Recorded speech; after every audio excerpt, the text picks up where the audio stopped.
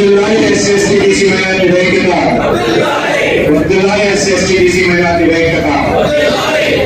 ముఖ్యంగా ఈరోజు అనంతపురం జిల్లా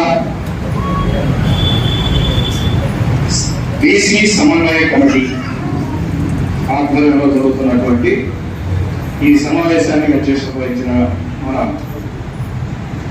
అనంతపురం జిల్లా వాసి టీఆర్ఎస్ నాయకులు, టీఆర్ఎస్ ఫోన్లో, అలానే టీఎస్పీ పార్టీలో కూడా యాక్టివ్గా పనిచేస్తూ ఉన్నారు.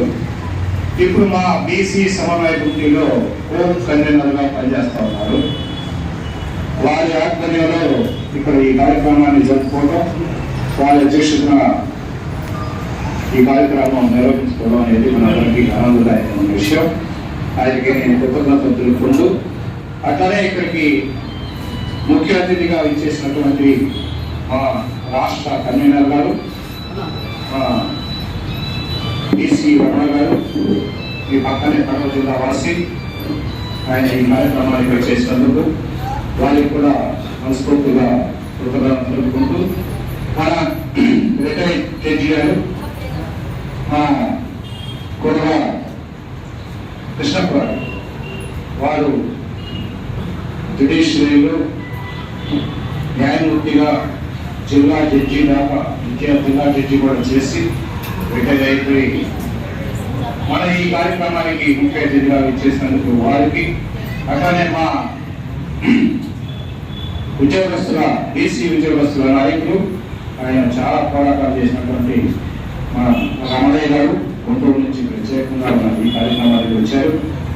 అలానే మన కోర్టు గారు గోవింద్ గారు, ఆయన కూడా బీసీ ఆర్గనైజేషన్లో బహుజన సమాజ్ పార్టీ స్టేట్ లీడర్గా ఒక మంచి స్పీకర్గా పనిచేసినటువంటి వ్యక్తి. ఆయన కూడా ఈ కార్యక్రమానికి ఇచ్చేసినందుకు, అలానే మన బీఎస్పీ నాయకులు ఆభూషణం గారు, ఇంకా బీఎస్పీ నాయకులందరూ కూడా తెలియదు ఉన్నటువంటి ప్రతి ఒక్క వ్యక్తికి కూడా నా కృతజ్ఞతలు తెలుపుతున్నాను. అలానే ఇక్కడికి ఇచ్చేసినటువంటి అందరికీ కూడా. మరి ముఖ్యంగా ఇప్పుడు మనం సమయం తక్కువ, అందరం మాట్లాడాలి. నేను కూడా ఇప్పుడు మాట్లాడిన తర్వాత మళ్ళీ అంతా అయిపోయిన తర్వాత లాస్ట్ లో కూడా మళ్ళీ ఒకసారి మాట్లాడతాను.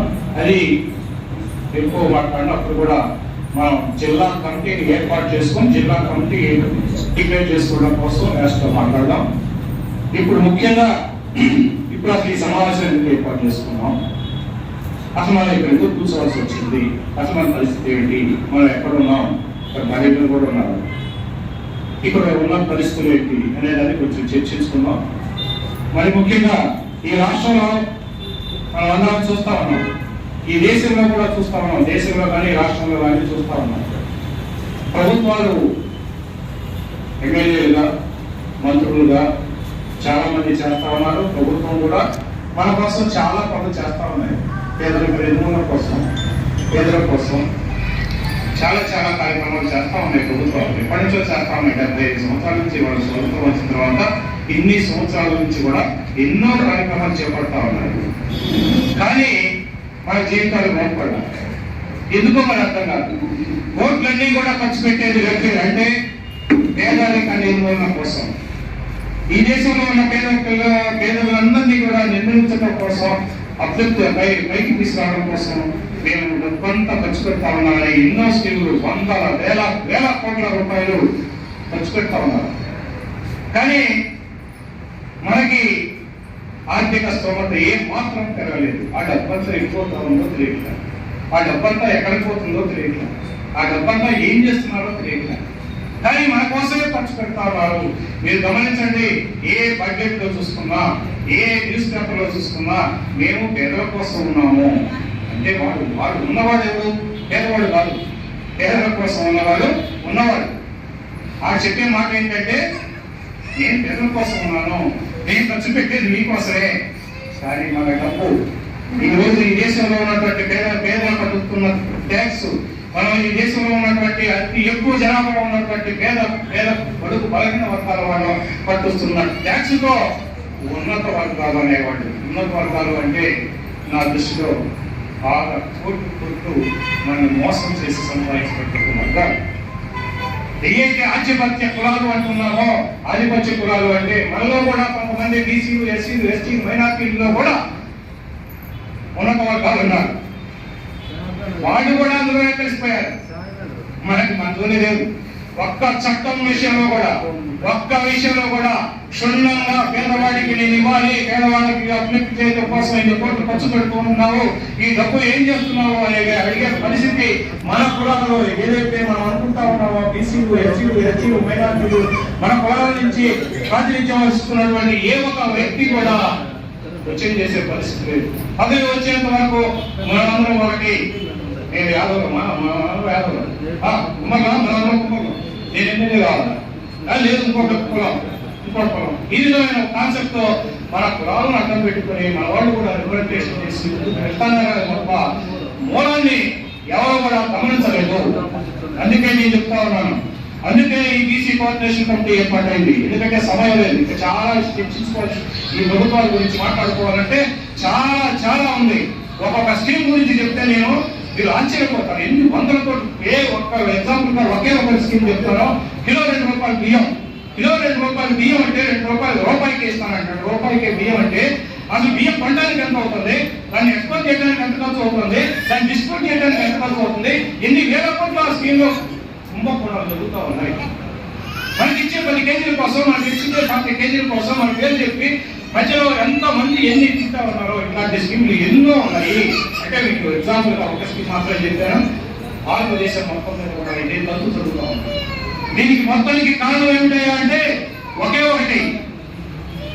మనం 100కి 50, 60, 70, 80% దాకా ఉన్నాం. ఎస్సీ, ఎస్టీ, బీసీ మొత్తం కలుపుకుంటే 80% పైన ఉన్నాం. కేవలం 10-15% ఉన్నటువంటి ఉన్నత వర్గాలు, 15% కూడా ఉన్నవాళ్ళు ఉన్నత వర్గాలు అయితే 10% ఉంటారు. 10% ఉన్నటువంటి డబ్బులు ఉన్న వ్యక్తులు, ఉన్నతమైన వ్యక్తులు, ఉన్నతంగా ఉన్న వాళ్ళము మేమందరం ప్రజాసేవ చేస్తాం, మేమందరం అందరికీ సేవ చేస్తున్నాం అన్నటువంటి వ్యక్తులు, వాళ్ళ పరిపాలనలో మనం ఏం ఆలోచించాలి. అందుకే నేను అంటా ఉన్నాను, 90% మంది జనంలో మన శక్తిని చూపిస్తే 10% జనం ఎక్కడుంటారు? వాళ్ళు ఉండలేదు, అసలు వాళ్ళు నిలబడలేదు. కాబట్టి మన శక్తి మనం చూపించాల్సిన సమయం ఆసన్నమైంది. ఏది ఆసన్నమైంది అంటే నా దృష్టిలో, ఈ సంఘం యొక్క దృష్టిలో మనం వివిధ వర్గాలుగా, వివిధ సంఘాలుగా, వివిధ కులాలుగా, నా కులం గొప్పది, నా సంఘం గొప్పది, నా పార్టీ గొప్పది, అసలు ఈ పార్టీలోని పుట్టి అసలు ఈ పార్టీ అంటే నాదేనండి అంటాడు. కానీ ఆ పార్టీలో నేను వినిపించినటువంటి నాయకుడు తెల్లారితేనే మారిపోతాడు. అయినా కానీ మనం మారం. అంత స్టాండర్డ్, అంత నిజాయితీ కలిగిన వ్యక్తులు మనం. అందుకే నేను చెప్తా ఉన్నాను, ఈ విభేదాలని పక్కన పెట్టుకున్నాం. మనం పనిచేయండి. ఇప్పుడు కూడా అన్ని సంఘాల్లో పనిచేయండి, అన్ని పార్టీల్లో పనిచేయండి. ఎందుకంటే వాడు ఉన్న పరిస్థితిలో ఒకేసారి అందరం వచ్చి జరగదు. అన్ని పార్టీల్లో పనిచేయాలి, అన్ని సంఘాల్లో పనిచేయాలి. కానీ ఒకే సమస్య మీద అందరము కూడా పోరాటం చేయాలి. ఏ పార్టీలో ఉన్నాడైనా సరే ఆలోచించండి. ఏ అధికార పార్టీలో, బీజేపీలో ఉన్న ఒక బీసీ, ఎస్సీ, ఎస్టీ, మైనార్టీ వ్యక్తి అయినా ఆలోచించండి. మనకి ఒకటే కారణం, మనం ఏంటో మనకి తెలియదు, మన శక్తి ఏంటో మనకి తెలియదు, మనం ఏం చేస్తున్నామో మనకి తెలియదు. ఆ స్థితిలో మనం నిలిచారు. అందుకే రేపు కుల గణన జరగబోతా ఉంది. రేపు ఏ సమయంలోనైనా సరే ఇలా నుంచి ఏం చేశారు సార్, ఎందుకు సార్, మరి ఇప్పుడు ఏంటి అనొచ్చు. మీరు కూడా సమయం వచ్చినప్పుడు మనం చేయాల్సిన పని. రేపు తొందరలోనే ఈ దేశం మొత్తం కూడా గణన చేస్తా ఉన్నారు. ప్రజల గణన మొత్తం జనాభా ఎంత ఉన్నారు, పిల్లలు ఎంత ఉన్నారు, తల్లిదండ్రులు ఎంత ఉన్నారు, అసలు ఆడవాళ్ళు ఎంత ఉన్నారు, మగవాళ్ళు ఎంత ఉన్నారు అని ఈ భారతదేశం మొత్తం కూడా లెక్కింపు దొరికిపోతా ఉన్నారు. నేను అంటా ఉన్నాను, ఈ సమయంలోనే మనం చేయాలి. ఈ సమయంలో మనం స్పందించాలి. మనం స్పందించాల్సిన సమయంలో మనం స్పందించకపోయినట్లయితే మళ్ళీ మనం ఇంకొక 10 సంవత్సరాల పాటు మనం ఇదే విధంగా, ఇదే పరిస్థితిలో, ఇదే విధంగా మనం కాలం నడపాల్సిన అవసరం. మన పిల్లలకి ఇప్పుడు ఉన్నటువంటి సౌకర్యాలు కూడా ఉన్నవి దొరకని పరిస్థితి వచ్చింది, వస్తుంది. మీరు గమనించండి. ఈడబ్ల్యూఎస్ స్కీమ్ తెలుసో ఇక్కడ చదువుకున్నాడని తెలుసు. ఎంత దారుణమైన పరిస్థితి అంటే మన పిల్లవాడికి 100 మార్కులు వస్తే వాడికి సీట్ ఇయ్యరు. ఉన్నత వర్గాలు మార్కులు వస్తే వాళ్ళకి సీట్ ఇస్తారు. అసలు ఉన్నతనుకున్నాడు కోట్ల రూపాయలు ఉన్న వాడికి అన్ని రాయితీలే.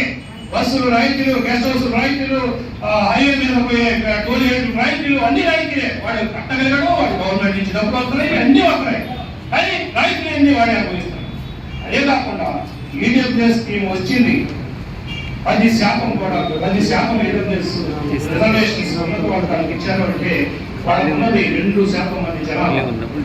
అందుకే ఈ సమయంలో మనం పర్ఫెక్ట్ గా పనిచేయాల్సిన అవసరం ఉంది. అందరూ ఒక గొడుగు కిందకి రావాల్సిన అవసరం ఉంది. ఒక గొడుగు కింద కంటే ఒక పార్టీ కిందలో, ఒక సంఘం కిందలో పనిచేయమన్నట్టుగా మీరు రకరకాల పార్టీలో ఉండండి, రకరకాల సంఘాల్లో ఉండండి. మన పిలుపు ఒకే ఒకటి, కుల గణన. రేపు గణన జరగబోతున్నది కాబట్టి నా కులం ఎంతో నాకు చెప్పండి. ఈ ఊళ్ళో వచ్చిన వాళ్ళమో ఎంతమంది ఉన్నామో, రజలో ఎంతమంది ఉన్నామో, మా పిల్లలు మాతో మేము ఎంతమంది ఉన్నామో గవర్నమెంట్ ని లెక్క చెప్పమంటాము. లెక్క ఆల్రెడీ తీస్తా ఉంది. కీర్తన ఎంతో, విశ్వబ్రాహ్మణులు ఎంతో ఆ ఊళ్ళో నాకు చెప్పండి, ఈ దేశంలో నాకు చెప్పండి, ఈ రాష్ట్రంలో నాకు చెప్పండి. ఆ విశ్వబ్రాహ్మణులు మేము ఎంతమంది ఉన్నామో అంత ఇస్లాంలు వేయండి, అంతవరకే మాకు ఇవ్వండి ఈ రాజ్యంలో భాగం. అంతకంటే మాకు ఎక్కువ అక్కర్లా, మీరెంతో మాకు ఇవ్వండి, మా అంత ఇవ్వండి. మీ ఇక్కడ ఇంతమంది ఆడవాళ్ళు ఉన్నారు, కుర్చీలు ఉన్నాయి, అంతమందికి ఆ కుర్చీలు ఇవ్వండి. ఎక్స్ట్రా కుర్చీ ఎందుకు? వాళ్ళ గొప్ప వాళ్ళకి 3 కుర్చీలు, 4 కుర్చీలు, 3 సీట్లు, 4 సీట్లు, ఒక మనిషి ఉంటే 4 సీట్లు తీసుకుంటా ఉన్నారు, 5 సీట్లు తీసుకుంటా ఉన్నారు, 5 సీట్లు 5 ఇళ్ళు తీసుకుంటా ఉన్నారు. మరి ఒక ఇల్లు ఇటానికి కూడా వాళ్ళ మనసు ఒకటి. ఒకవాడికి 3 ఇళ్ళు, 5 ఇళ్ళు, 10 ఇళ్ళు, గెస్ట్ హౌస్లు అన్ని కట్టుకుంటా ఉన్నారు. ఇవన్నీ కూడా ప్రభుత్వం తప్పే. కాబట్టి దయచేసి నేను ఒకటే అర్థం చేసుకున్నాను చెప్తా ఉన్నాను, మనమందరం కూడా స్పందించాలి. మనమందరం స్పందించడం కోసమనే ఈ బహుజన సమాజ్ పార్టీ వారు, అలానే ఈ సమన్వయ కమిటీ వాళ్ళు అందరం కూడా కలిసి కూర్చొని ఒక చర్చ చేసి బహుజన సమాజ్ పార్టీ చొరవ తీసుకుని మీరందరూ బీసీలు అందరూ ముందుండండి, ఎస్సీ సోదరులందరూ కూడా మేము అనుమానం ఉంటాం, మీరు సపోర్ట్ ఉంటాం, మీరు బీసీలు లీడ్ చేయండి, మీరు బీసీలు ముందుకుండండి, మేము సపోర్ట్ ఇస్తాము అన్నప్పుడు కూడా బీసీలు ముందుకు వచ్చే పరిస్థితి అనమాట. ఆ మాట చెప్తున్నా కానీ వాళ్ళు నిజంగా పిఎస్పీ వారికి నేను ఈ వేదిక మీద నుంచి వాళ్ళు అభినందిస్తా ఉన్నాను. వాళ్ళు ఎంత నాయకత్వం అర్థం చేసుకున్నాం. అటువంటి ఈ ఎస్సీల సపోర్ట్ మనం వాళ్ళకి 120% మంది జనాభా ఉన్నటువంటి 26% జనాభా ఉన్నటువంటి ఒక ఎస్సీ సామాజిక వర్గం మన ముందు ఉంది, మన ఎడబాటులో ఉంది. మీరందరూ 50-60% మంది ఉన్నారు.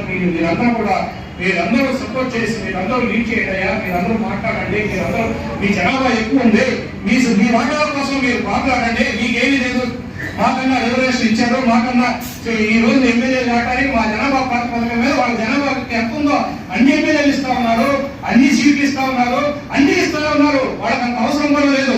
అయినా కానీ వాళ్ళు మనకి సపోర్ట్ చేయడానికి ఉన్నారు. మనకి ఎన్ని అవసరాలు ఉన్నాయి? మనకి ఏమీ లేవు.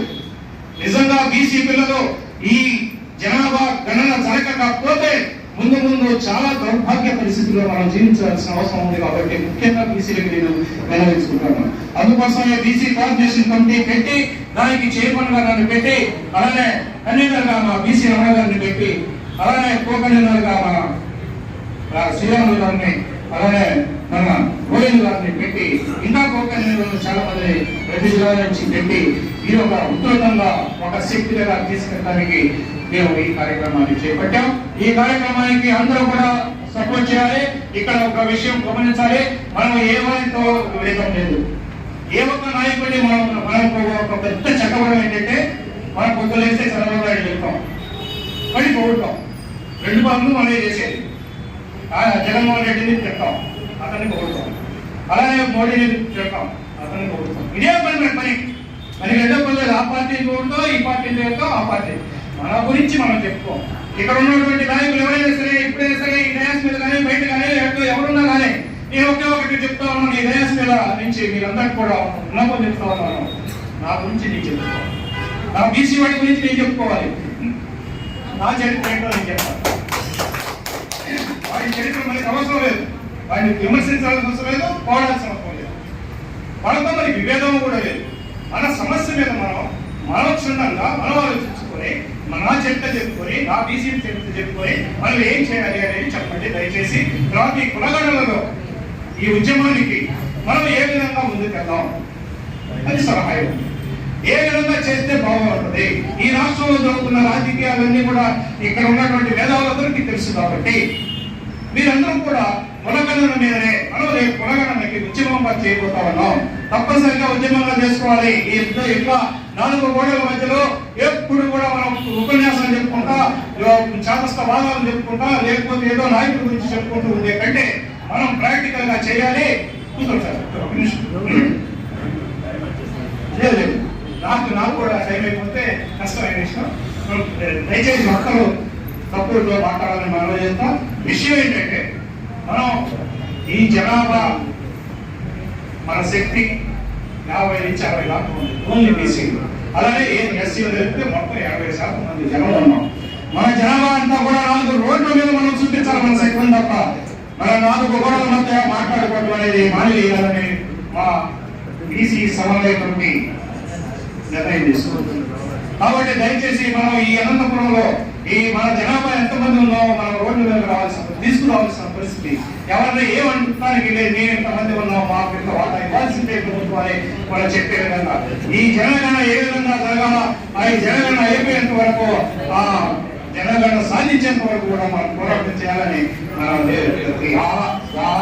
పద్ధతిలోనే ఆ డైరెక్షన్ తోటి ఆ ఒక్క విషయం మీదే అందరూ కూడా మాట్లాడాలని కోరుకుంటూ ఇప్పుడు ఈ కమిటీకి కూడా చైర్మన్ ఈ జిల్లాలో చైర్మన్ వైస్ కన్వీనర్ అట్లానే కో కన్వీనర్లు రైతా ప్రతినిధులు ఈ విధమైన బాడీని కూడా మనం ఈ ఉనికి అయిపోయే లోపల ఇక్కడ ఉన్నటువంటి వాళ్ళు ఏ వ్యక్తులైనా సరే మేము దీంట్లో పనిచేయడానికి సిద్ధంగా ఉంటే వాళ్ళందరికీ కూడా బాధ్యత ఇవ్వడానికి మేము సిద్ధంగా ఉన్నాం. ఈ కమిటీని ఏర్పాటు చేసుకోవడానికి సిద్ధంగా ఉన్నాం. ఎవరైతే ఇంట్రెస్ట్ ఉన్నాడో వాళ్ళు కూడా మీ పేరు ఇక్కడ శ్రీరామ్ గారికి ఇస్తే దాన్ని పరిశీలన చేసి తప్పనిసరిగా మేము చేస్తాం. కాబట్టి దయచేసి మీరందరూ కూడా అతి తక్కువ టైంలో తక్కువగా మాట్లాడి అది కూడా ఓన్లీ కులగణన మీదనే మీ సందేశాన్ని ఇవ్వాల్సిందిగా మనవి చేసుకుంటూ ఇప్పుడు ఈ కార్యక్రమాన్ని నడిపించవలసిందిగా మన శ్రీరాములు గారిని ప్రార్థిస్తాం.